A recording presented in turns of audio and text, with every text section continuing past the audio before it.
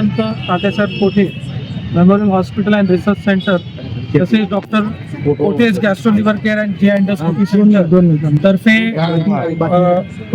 दरवर्षी अल्प संपन्न बांधवांसाठी येथे मोफत ब्लँकेट वाटपाचा उपक्रम घेत असतो.